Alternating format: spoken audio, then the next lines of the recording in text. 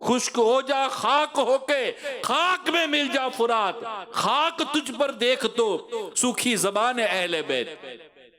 عالمی مدنی مرکز فیضان مدینہ کراچی میں ہفتہ وار سنتوں بھرے اجتماع کا انعقاد کیا گیا، جس میں کراچی کے مختلف علاقوں سے آئے ہوئے عاشقان رسول، جامعۃ المدینہ و مدرسۃ المدینہ کے طلباء و اساتذہ کرام، مختلف شعبات کے ذمہ داران اور مدنی مذاکروں میں شرکت کے لیے مختلف شہروں سے آئے ہوئے عاشقان رسول نے بھی شرکت کی۔ اجتماع کا آغاز تلاوت و نعت سے ہوا۔ نگران شورا مولانا محمد عمران اتاری نے ماہ محرم شریف اور واقعہ کربلا کے موضوع پر سنتوں بھرا بیان کیا اور شرکاء کو توبہ کرنے، علم دین سیکھنے، مدنی قافلوں میں سفر کرنے، نماز کی پابندی کرنے کی ترغیب دلائی۔ آج بھی یاد ہے کہ کس طرح مدینہ منورہ سے مکہ مکرمہ، کس طرح مکہ مکرمہ سے کوفہ کا سفر ہوا، اور کس طرح کربلا کے میدان میں آپ کو اور آپ کے رفقا کو اور آپ کے دیگر ساتھیوں کو روکا گیا، اور کس طرح شہید کیا گیا، اور کس خوبصورت پیغام کے ساتھ امام حسین رضی اللہ تعالیٰ عنہ وہاں رکے، کس طرح نیکی کی دعوت دی، کس طرح جماعت کے ساتھ نماز ادا کی گئی۔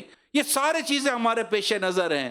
الحمدللہ آج دعوت اسلامی کے ذریعے اس اہم ترین واقعے کو یاد کرتے ہوئے ہزاروں عاشقان صحابہ اور اہل بیت مدنی قافلوں میں سفر اختیار کرتے ہیں، اور مسجد میں جا کر مدنی قافلوں کے ذریعے کیا کریں گے؟ اسی دین کو پھیلائیں گے جس دین کی خاطر امام حسین نے اپنی جان قربان کی تھی۔ اسی دین کے لیے امام قاسم رضی اللہ تعالیٰ عنہ شہید ہوئے، حضرت عباس علمدار شہید ہوئے۔ کس دین کے لیے؟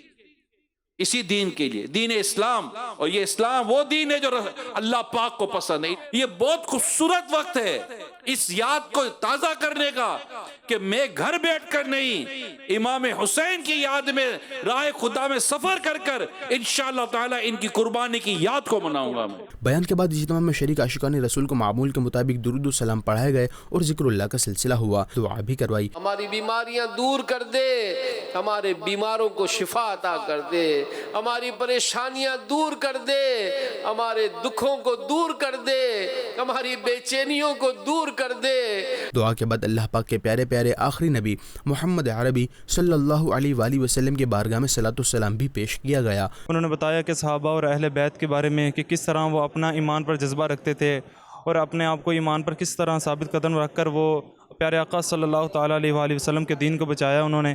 اور سب سے بڑی بات یہ ہے کہ دعوت اسلام کے اس پلیٹ فارم میں اجتماع میں آپ کو اللہ پاک کا خوف اور پیارے آقا صلی اللہ علیہ وسلم کا عشق اجاگر کرنے میں مدد ملتی ہے۔ نگران شورا کا بیان سنا، ماشاءاللہ بہت اچھا بیان تھا اور کافی کچھ ہم نے سیکھا ہے۔ مدنی خبروں کے ناظرین، دعوت اسلامی کے تحت ملک بھر میں سینکڑوں مقامات پر ہفتہ وار سنتوں بھرے اجتماعات منعقد کیے جاتے ہیں، جن میں اراکین شورا اور دیگر مبلغین دعوت اسلامی سنتوں بھرے بیانات فرماتے ہیں۔